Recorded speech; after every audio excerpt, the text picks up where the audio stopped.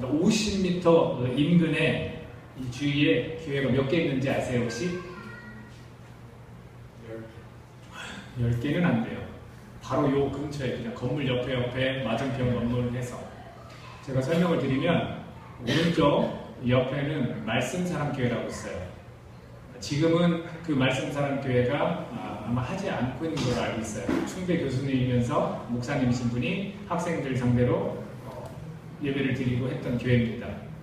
요 뒤쪽에 보면 국제교회라고 있습니다.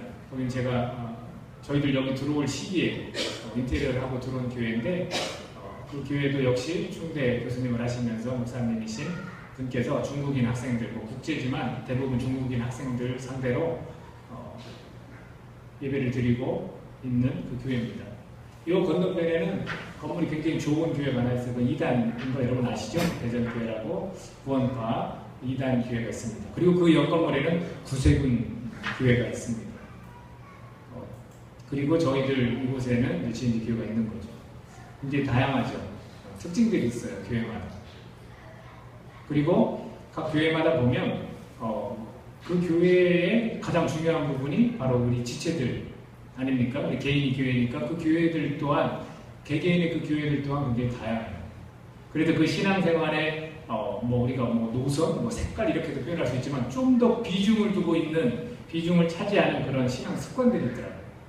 예를 들면 그래요. 어떤 분은 만나면 기도를 굉장히 많이 강조해요. 정말로 기도해야 된다, 기도해야 된다. 그러면 이제 이성적으로 생각하는 사람은 누가 몰라? 기도하는 거? 이렇게 이야기하지만 실제로 그분에게 있어서는 그런 경험들 굉장히 중요한 부분이기 때문에 이야기를 하고 성경에서도 사실은 기도 없이 사는 신앙에 대한 것은 언급을 전혀 하지 않습니다. 삶에서 정말 기도를 항상 하면서 살아야 됩니다. 물론 중요해요. 또 어떤 분을 만나면 말씀이 정말 중요하다. 말씀을 항상 읽어야 되고 이 말씀을 그러니까 문자 그대로 가지고 있어야 된다. 이런 표현도 하시는 분도 계십니다. 물론 중요하죠. 정말로 중요해요. 그리고 또 어떤 분은 그런 얘기도 하죠. 안일 신앙에 대해서 이야기합니다. 아주 그 편안하고 안락한 그런 신앙 태도를 말하거든요. 그런 이야기를 하죠. 이렇게 믿는 거야. 너무 그렇게 극성맞게 그렇게 하는 게 아니라 그냥 내 삶에서 성실하게 열심히 그냥 그렇게 살아가면 되는 거야. 그렇게 말하는 분들도 있습니다. 교회의 특징도 다양하고 그 또 교회 안에 있는 그 교회들 한 사람 한 사람도 다양하고 이거 도대체 어떤 게 맞는 겁니까? 그리고 우리는 또 어떻게 해야 됩니까? 저는 이것을 통합하는 한 가지가 있다면 그것은 사랑이라고 생각합니다. 사랑. 신앙생활의 근간이 뭐냐면 사랑이에요. 교회들마다 다른 것들이 조금 부족해도 그 교회가 사랑이 있다면 꽤 좋은 교회가 아닐까요? 사람들이 교회를 떠나는 이유가 있어요. 근데 본인이 섬기는 그 교회가 정말로 사랑이 있다면 떠날까요? 여러분 어떻게 생각하세요?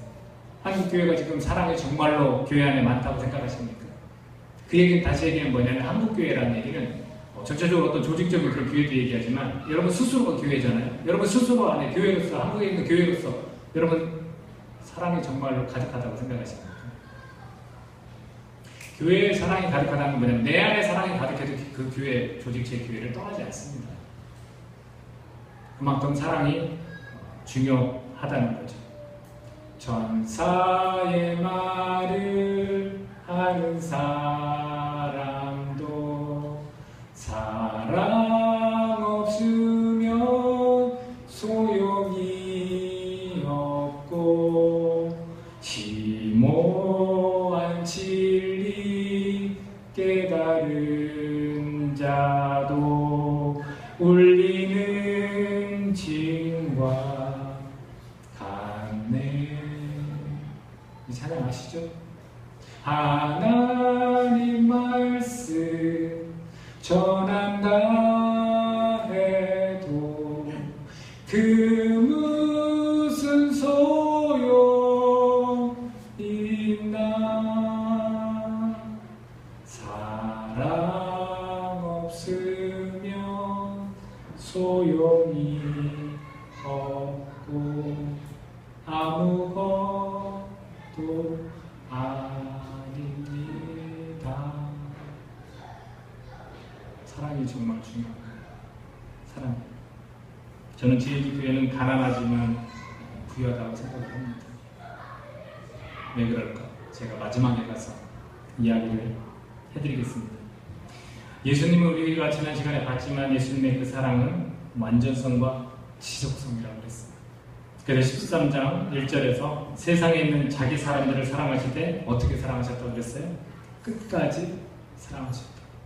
끝까지 사랑하셨다. 오늘 본문 중에서도 21절에 보니까 자신을 팔 사람을 놓고 마음이 많이 괴롭다라고 표현을 하고 있습니다. 여러분, 사랑하지 않는다면 괴로워할 이유가 없어요. 누가 불쌍한 처지에 놓였어요. 그러면 우리 그리스도인들은 치근한 마음이 있어요. 불쌍하다 그래요. 요즘 안타까운 거 통계를 봤는데 군대에서 2000년도부터 지금까지 매년마다 자살하는 인원이 80명이에요. 평균. 깜짝 놀랐습니다. 그 정도인 줄 몰랐어요. 군대는 그 원인을 자기 부대에서 찾는 것이 아니라 누구한테 찾냐면 그 자살한 병사한테 찾더라고요. 그리고 은폐시키고 부모들한테는 이 병사가 문제가 있어서 자살을 했습니다. 조사를 다 했지만 그렇습니다. 그 인터뷰 중에 아버지들이 있는데 그 아버지들이 그것을 해결하고 싶어서 계속해서 국방과 법정 싸움은 아니지만 대응을 하더라고요. 날마다 아침마다 일어나면 아들이 옆에서 소리를 보고 있는 아버지에게 아빠 잘하고 있어요. 아빠 잘하시는 거예요. 이런 목소리가 자꾸 들립니다. 얼마나 괴롭겠습니까?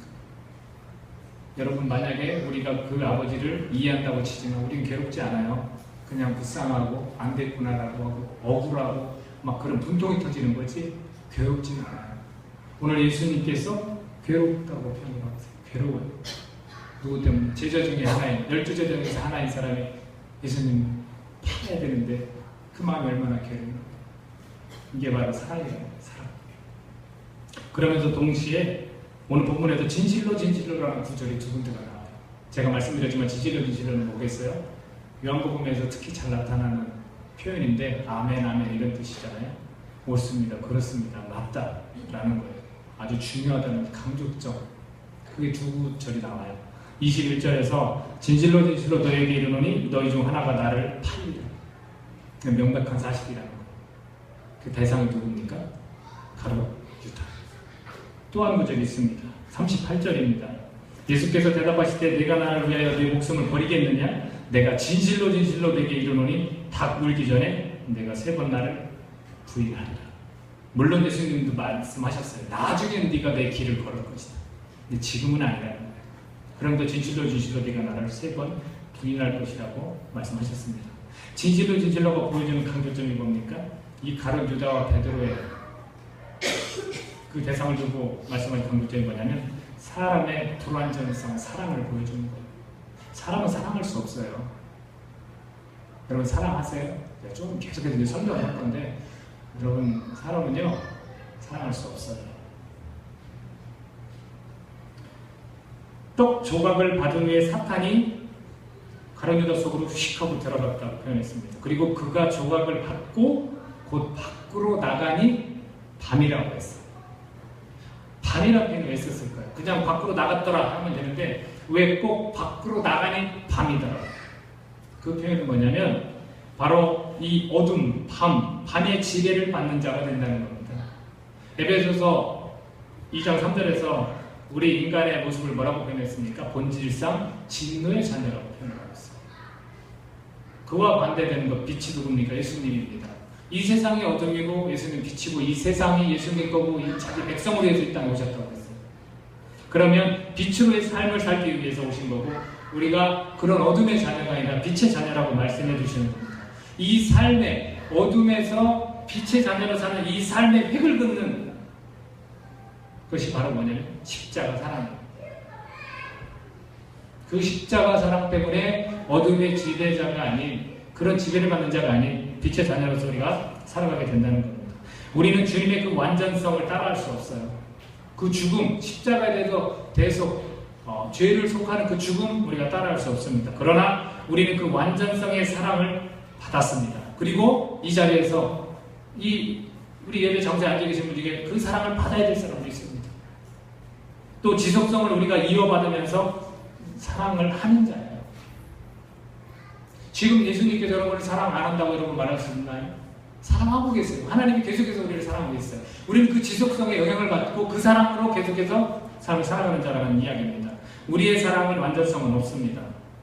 이런 표현을 하셨습니다. 친구를 위해서 죽는다면 그거 진짜 사랑이겠죠. 할 수만 있다면 우리가 해야 됩니다. 옆에 형제들 한번 보세요. 자매들. 그 옆에 있는 분들을 위해서 죽을 수 있겠어요? 내가 왜 죽어? 이 편안하고 좋은 이 세상에 내가 왜 죽어? 못 죽어요, 여러분. 그거 다 거짓말이에요. 죽을 수가 없어요. 하지만 할 수만 있다면 우리가 해야 되는 사람들이긴 해요. 다만 그 지속성의 사랑으로 우리가 살아가는 자들이라는 겁니다. 예수님께서 오늘 본문에서 3계명을 주셨어요. 뭐라고요? 서로 사랑하라. 서로 사랑하라 그랬어요. 서로 사랑하라. 제가 주중에 있었던 일 중에 우리 큰아들 강준이가 이제 9살인데 12월이 생일이라 사실은 8살 애들 같아요. 그리고 어렸을 때부터 아빠 껌딱지라는 별명을 가지고 있었고 앞에서 이렇게 기도를 하거나 그런 게 쫓아나왔던 애예요. 그래서 지금도 아빠나 엄마나 가족을 떨어져 있는 걸 굉장히 힘들어하는데 제가 최초로 도전을 좀 했어요. 한바탕교에서 로봇 캠프가 있다고 해서 제가 로봇 그걸 좋아하거든요. 만드는 걸 굉장히 좋아해요. 그래서 그것을 보내야겠다 마음을 먹었어요. 누구의 제안으로 되게 감사했죠. 근데 고민이 좀 됐어요. 청소년 로봇 캠프 이렇게 돼 있더라고요. 그래서 얘를 꼬맹이로 보내도 되는 거 같더니 중학교 1학년부터 6학년입니다 그러더라고요. 그래서 보내긴 보내는데 부모님들이 같이 있을 수 없고 오전 10시부터 오후 4시까지 있어야 돼요. 밥도 같이 그 일행들과 섞여서 먹어야 돼요. 물어봤죠, 의사를. 그리고 이제 의사를 물어봐서 만약에 얘가 노 하면 이제 좀 설득을 하려고 노트도 준대요. 녹은 만들어서 준대요. 그렇게 이야기를 했거든요. 그래서 갔어요. 그래도 본인도 대답을 흔쾌히 했어요. 가서 다 하고 이제 앉혀주고 그 강당에다 좀 설명하더라고요. 그래서 앉혀주고 딱 아빠가 깨우고 갔다가 이제 4시까지 제 카페에서 커피 먹는 거 하고 왔습니다. 왔더니 그 아내가 굉장히 그 마지막에 이제 상을 주더라고요. 로봇을 잘 조립한 친구들. 그래서 뭐 아빠니까 대신 뭐 이렇게 기대도 되고 하는데 못 받았어요. 그래서 저는 하여튼 장했어요. 그걸 그렇게 무사히 마쳤다는 게. 그때 그 아내가 조금 이렇게 에어컨이 막 되게 세더라고요. 마지막 거기에서. 상을 주니까 2-30분 더 소요가 돼요.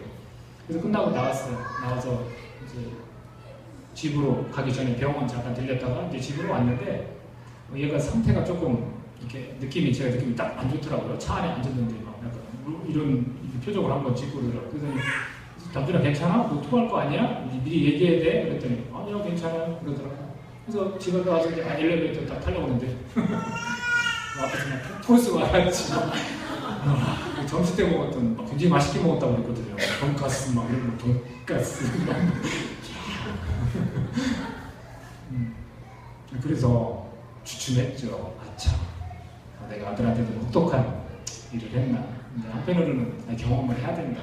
경험을 해서 다음에 더 좋아질 거야 이렇게 했는데 결론적으로 제가 얘가 오바이트를 하고 나서 집에 이제 들어와서 다 괜찮았어요. 그래서 밥도 먹고 했어요.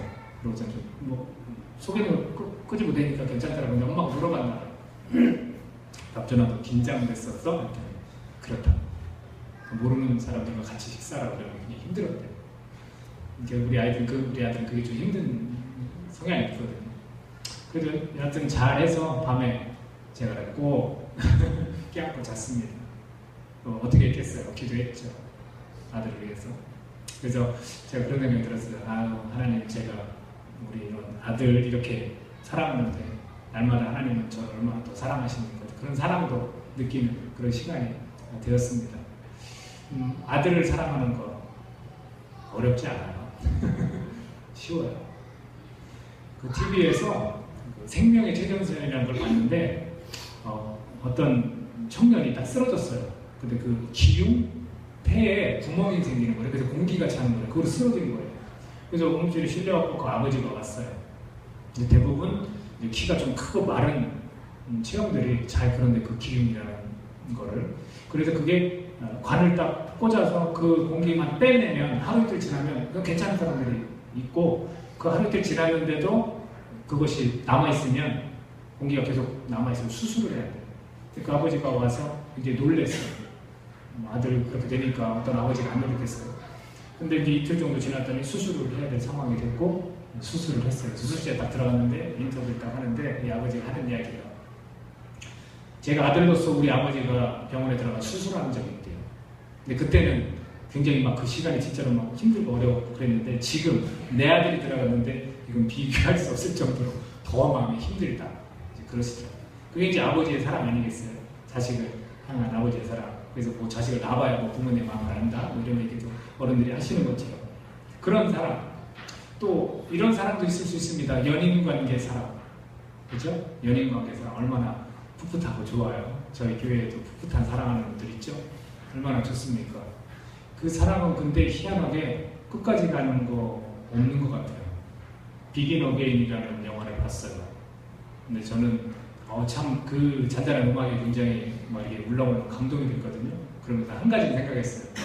뭐 이거 일단 여담으로 들어도 좋은데, 우리 교회에 찬양을 할 때 저런 느낌으로 같이 했으면 좋겠다. 그게 막 소원이 생기더라고요. 그때 거기에서 이 여자친구 남자친구가 같이 음악을 만들어요.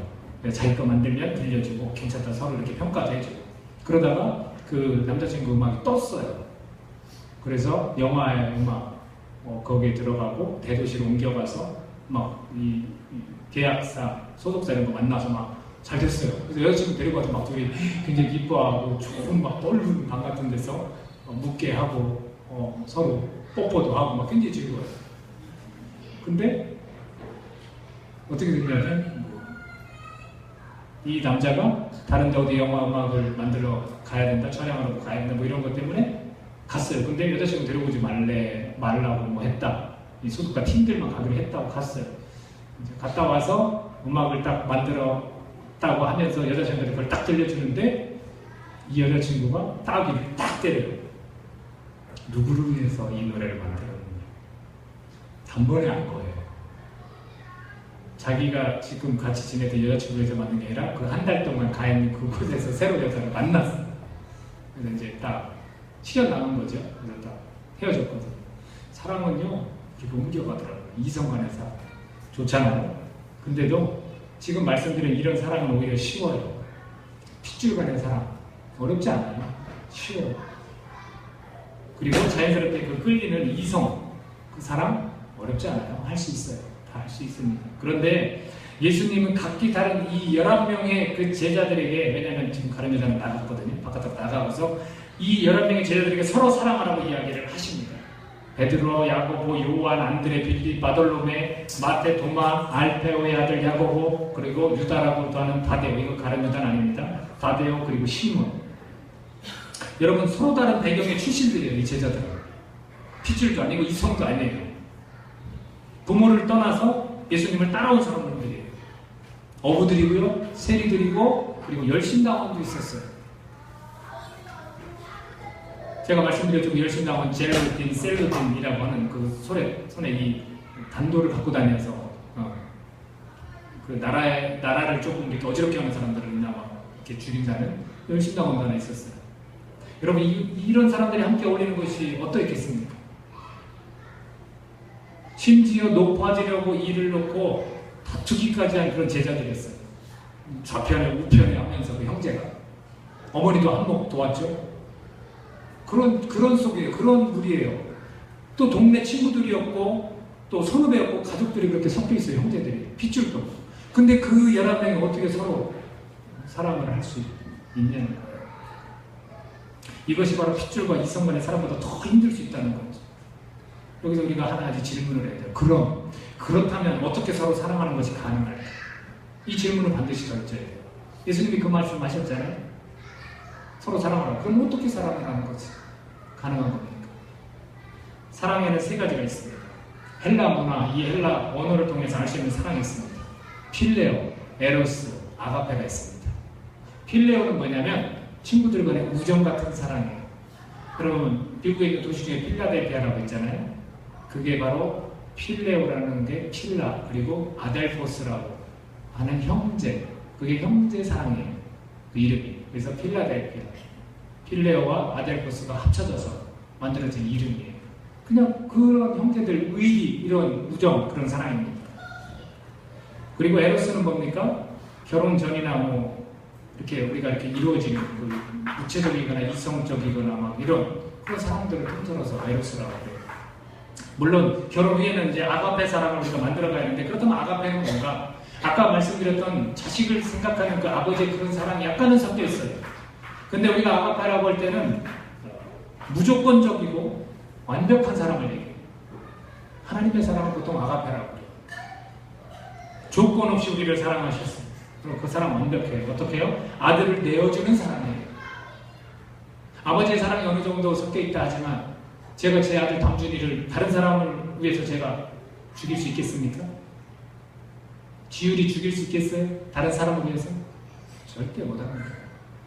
그러니까 이 아가페 사랑은 우리 인간으로서 할 수가 있는 사랑이 사실은 아닌 거예요. 인간에게는 어림도 없습니다. 요한일서 4장 9절에도 10절 화면에 한번 나올 건데요. 하나님의 사랑이 우리에게 이렇게 나타나실 바 되었으니 하나님이 자기의 독생자를 세상에 보내시면 그로 말미암아 우리를 살리게 하시니라. 사랑은 여기 있으니 우리가 하나님을 사랑한 것이 아니요 하나님이 우리를 사랑하사 우리 죄를 속하기 위하여 화목제물로 그 아들을 보내셨습니다. 제자들한테 서로 사랑을 하고 있을 때는 아가페 사랑으로 가능하다는 거예요. 그러면 그 내용 구체적으로 또 뭘까? 그거는 서로를 위해서 무조건 죽으라는 얘기인가? 목숨 막 걸어서 서로 막 보호하라는 얘기인가? 답은 성경 안에 있습니다. 서로 사랑하라고 말씀하시면 뭐라고 했습니까? 내가 너희를 사랑한 것 같이, 내가 너희를 사랑한 것 같이, 내가 너희를 사랑한 것 같이 서로 사랑하라. 그러면 내가 너희를 사랑한 것이 뭔지를 알아야 될 거 아니에요. 그 사랑한 것은 무엇일까? 저는 이렇게 생각해봤어요. 그 당시에 제자들이, 물론 요한복음이 늦게 기록되었겠지만 실제로 예수님을 만났던 제자들의 그 기록 사항을 보면 그 당시에 들었던 말이잖아요. 예수님 살아계실 때 들었던 말이잖아요. 그리고 나중에 또 이 어떤 의미를 갖고 있는지를 생각해 보려고 해요. 이 말을 직접 듣고 있는 그 제자들은 사랑한 것, 내가 너희를 사랑한 것, 예수는 우리를 사랑한 것을 어떻게 받아들였을까? 13장 전까지, 오기 전까지 내용을 제가 한번 살펴봤어요.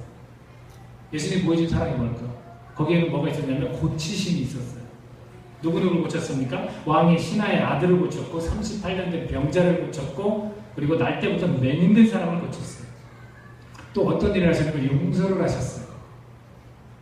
가늠한 여인 기억나시죠? 죄 없는 자가 돌로 먼저 칠할 때는 다 떠나갔던 거 기억나요? 나도 너를 정죄하려 한다 가라. 용서하셨어요.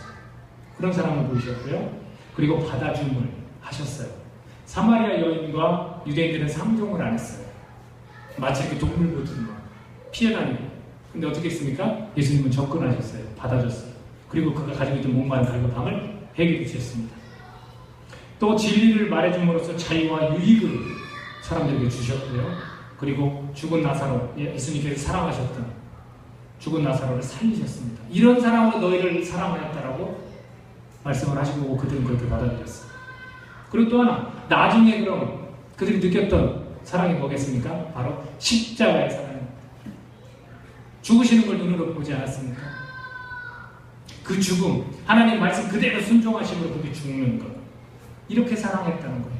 너희를 내가 이렇게 사랑했으니까 너희들도 그렇게 사랑하는 겁니다. 제자들이 행해야 될 사랑은 그럼 뭐가 됩니까? 고침, 용서, 받아줌, 진리를 말해줌, 살림, 또는 죽기까지 사랑해야 돼요. 그렇게 서로 사랑하는 것.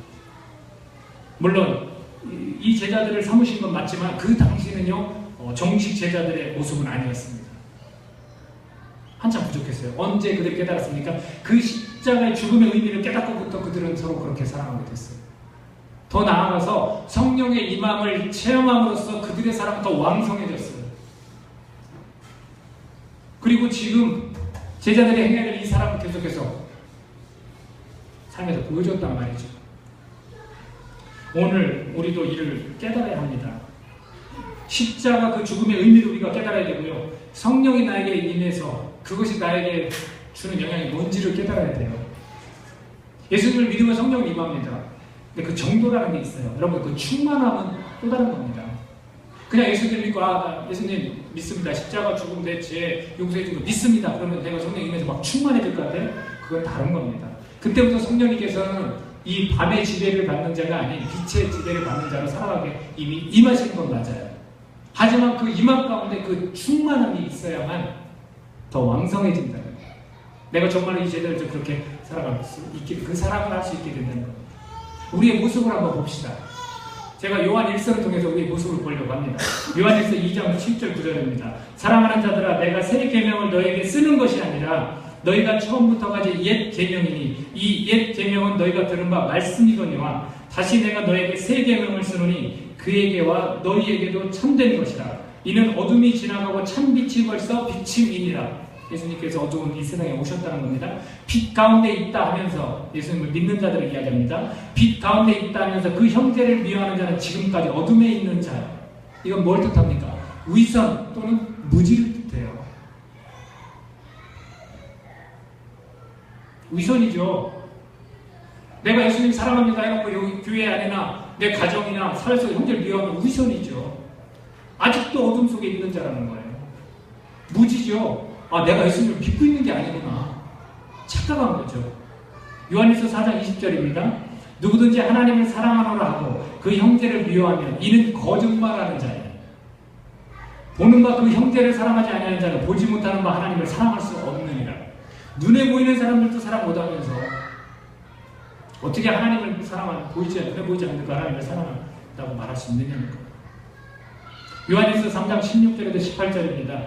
그가 우리를 위해 목숨을 버리셨으니 우리가 이로써 사랑을 알고 우리도 형제들을 위하여 목숨을 버리는 것이 마땅하니라. 누가 이 세상의 재물을 가지고 형제의 궁핍함을 보고도 도와줄 마음을 닫으면 하나님의 사랑이 어찌 그 속에 거하겠느냐. 자녀들아, 우리가 말과 혀로만 사랑하지 말고 행함과 진실함으로 하자. 우리가 먼저 사랑하는 게 아닙니다. 우리가 사랑이 있어서 사랑할 수 있는 게 아닙니다. 하나님은 우리를 사랑하셨기 때문에 우리가 사랑할 수 있는 거예요. 그래서 형제를 위해 목숨을 버리는 게 마땅한데 어떤 일이 생겼습니까? 내가 돈이 조금 있는데 내 주위에 형제가 이 목숨까지 버리라는 거 보니까 굉장히 이 궁핍함이 굉장히 힘든 것 같아요. 그 힘듦을 보고도 그 돈을 쓸 줄 모른다면 하나님의 사랑이 너한테 어떻게 있느냐? 제발 위선 떨지 마. 말과 혀로만 사랑하지 말고 오직 행함과 진실함으로 좀 사랑해라고 강력히 권고하고 있는 거예요. 오늘 한국교회한테 우리가 이 말씀이 어떻게 와닿습니까? 얼마나 많이는 사랑합니다, 축복합니다 하지만 삶에서 정말로 죽어가는 사람들이나 우리 형제들 어려운 상황에 처해 있는 사람들 위해서 우리가 목숨을 버리고 정말 이런 재물을 궁핍한 사람에게 줄 수 있는 그런 마음이 있냐는 거예요.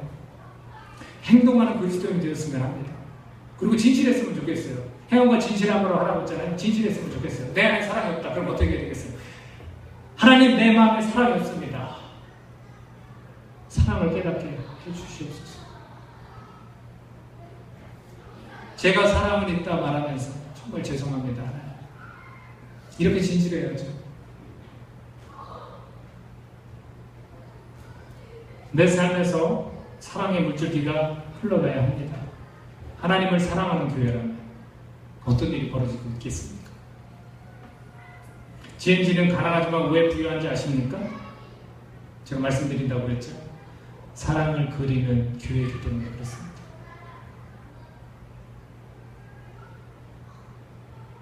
우리는 사랑을 그려가는 교회들입니다.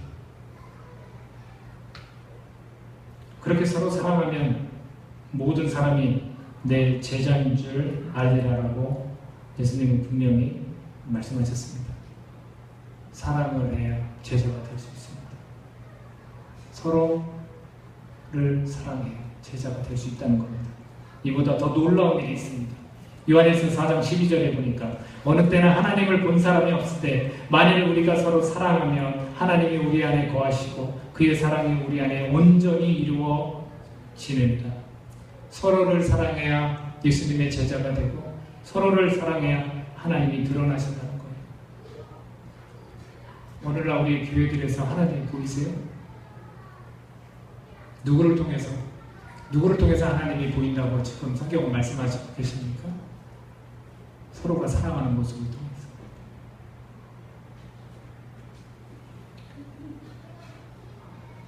CNG 교회가 예수님의 제자들로 넘쳐나기를 바라는 마음으로 교회를 개척했습니다. 그리고 가난하고 작지만 하나님이 보이는 그런 교회를 꿈꾸면서 시작했습니다.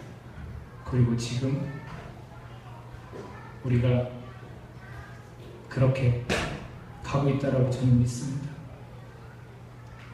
하나님의 영광 받으시는 교회, 사랑을 이 세상에 그려가는 교회, 하나님의 그 살아계심을 우리가 보여야 하는 것입니다. 서로를 사랑함으로. 우리 GNG 교회는 지금 어떻게 사랑하고 있습니까? 저는 무리한 요구는 하지 않겠습니다. 여러분 서로 목숨 버릴 자는 얘기는 않겠습니다. 그것은 우리가 할 수 있는 일이 아니기 때문에 하나님의 사랑이 가득 부어질 때 하나님의 사명을 받은 자만이 할 수 있는 일 아니겠습니까? 그러나 아주 작은 일부터 저는 실천해보고 싶습니다. 제가 이런 생각을 했어요. 113 운동, 113 캠페인, 뒤에 붙는 거랑 상관없어요. 113이라는 숫자를 생각했어요. 하루 1분 3명에게만 전화통화를 한번 해보는 건 어떨까? 우리가 서로 잘 모르는 사람도 있겠지만 그냥 하루 1분씩 3사람에게, 그러면 일주일이면 전교회가 부르는 동안 알 수 있어요. 이런 것도 작은 실천 아닐까요?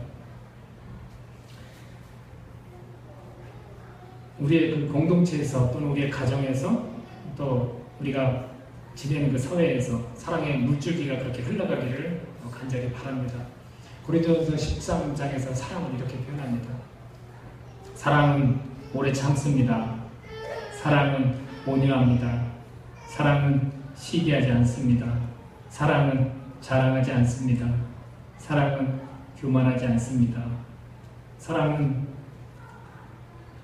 무례행하지 않습니다. 사랑은 자기의 이익을 구하지 않습니다. 사랑은 성내지 않습니다. 사랑은 악한 것을 생각하지 않습니다. 사랑은 불의를 기뻐하지 않습니다. 사랑은 진리와 함께 기뻐합니다. 사랑은 모든 것을 참습니다. 사랑은 모든 것을 믿습니다. 사랑은 모든 것을 바라봅니다. 사랑은 모든 것을 견딥니다. 기도하겠습니다. 우리 자신을 한번 바라봤으면 좋겠고요. 우리 공동체를 바라봤으면 좋겠고요. 우리의 가정을 바라봤으면 좋겠고요. 우리의 사회를 바라봤으면 좋겠고, 더 나아가 한국에 있는 많은 교회들을 바라봤으면 좋겠습니다. 서로를 사랑해야 하나님이 드러나, 서로를 사랑해야 예수님의 제자라고 말씀하셨습니다. 우리 안에 어떤 사랑이 필요한지 우리가 시간 성령에 모이지 않면서 함께 기도하는 시간 갖겠습니다. 기도하겠습니다.